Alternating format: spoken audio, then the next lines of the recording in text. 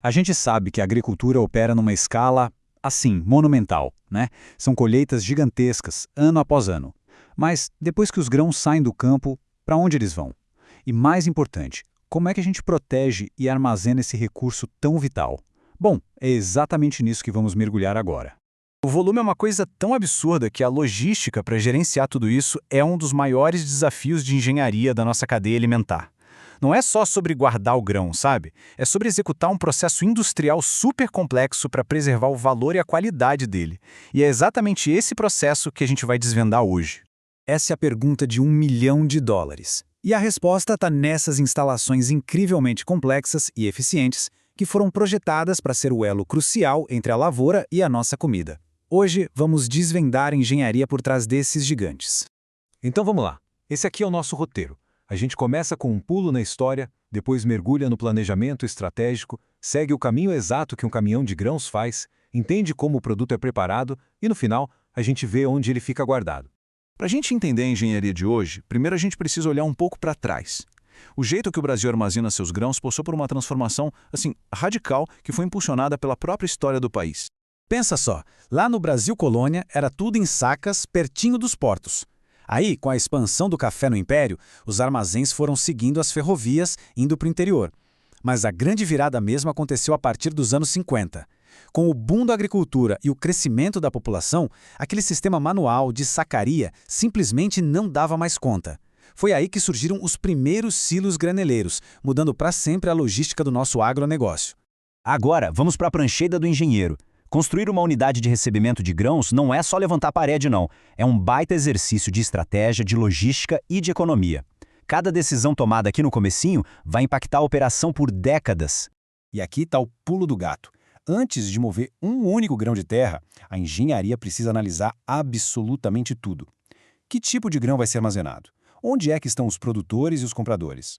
A unidade vai ser para exportação ou para o consumo local? E o terreno? Uma análise topográfica pode revelar desafios, como rochas ou um lençol freático alto, que podem simplesmente inviabilizar o projeto. Acertar nessas variáveis é a diferença entre o sucesso e o fracasso. Muito bem, a unidade está construída, agora a operação começa para valer. Vamos seguir a jornada de um caminhão carregado desde o momento em que ele entra pelo portão.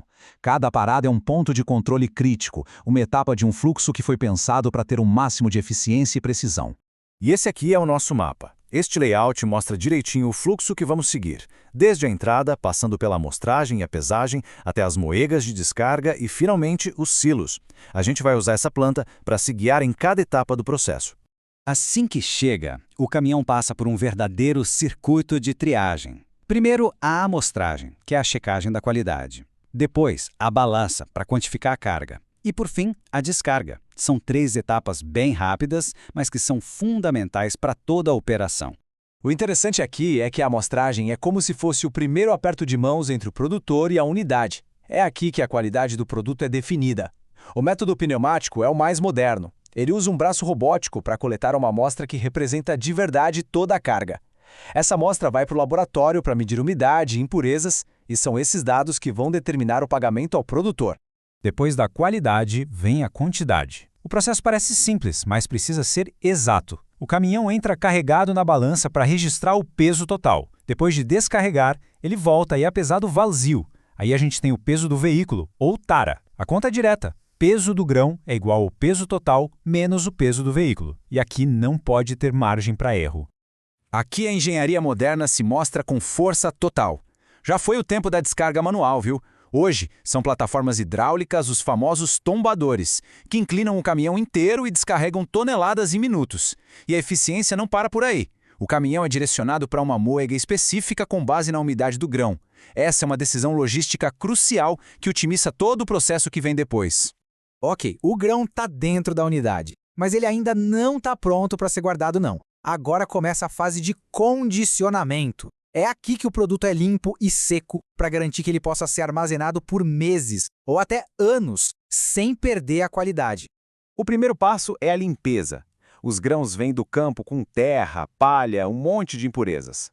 As máquinas de limpeza usam uma combinação de peneiras que vibram e fortes correntes de ar para separar o grão do que não interessa. A diferença entre pré-limpeza e limpeza é basicamente onde a máquina está no fluxo. se é antes ou depois do secador. E o princípio de funcionamento é bem engenhoso. As peneiras separam por tamanho, enquanto um sistema de aspiração suga tudo que é mais leve. É um processo puramente mecânico, mas que é absolutamente vital para a qualidade do produto final e para a eficiência da secagem, que é a próxima etapa. Olha, se tem uma etapa que define o sucesso do armazenamento é esta aqui. A secagem é absolutamente crítica.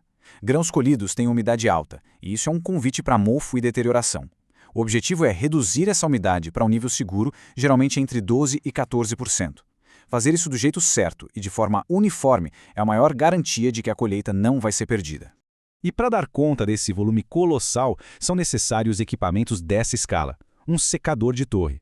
O conceito é um fluxo contínuo.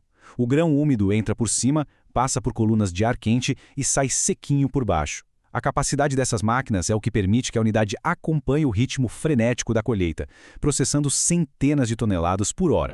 Com os grãos limpinhos e secos, a gente chega ao objetivo final, o armazenamento seguro e de longo prazo. Mas nem todo silo é igual. Vamos ver as diferentes estruturas projetadas para essa guarda final. Basicamente, a gente tem duas grandes famílias. Os silos verticais, que são aquelas estruturas altas, cilíndricas que todo mundo conhece, ótimas para otimizar o espaço. E os armazéns horizontais, ou graneleiros, que são grandes galpões. Eles são ideais quando se precisa separar lotes diferentes, como grãos de qualidades distintas ou de produtores diferentes. E mesmo entre os silos verticais, existem especializações. O silo pulmão ou de espera funciona como uma área de espera, um buffer para regular o fluxo entre a moega e o secador. O silo secador faz parte do próprio processo de secagem. O de expedição é projetado para carregar caminhões ou trens bem rápido. E claro, o armazenador, que é o gigante destinado à estocagem de longo prazo. Isso mostra que a unidade é um sistema vivo, super dinâmico. No final dessa jornada toda, fica muito claro que uma unidade de recebimento de grãos é bem mais que um simples depósito. É um sistema de alta tecnologia, uma sequência de processos coreografada, onde cada etapa foi projetada para ter o máximo de eficiência, precisão e, acima de tudo, para preservar a qualidade do alimento. Dos sacos na costa aos silos automatizados no interior, a evolução foi imensa, mas a busca por eficiência e segurança alimentar nunca para. Isso nos leva a perguntar: com a automação, inteligência artificial e biotecnologia, como é que serão as instalações de armazenamento do futuro? O que será que vem depois do silo?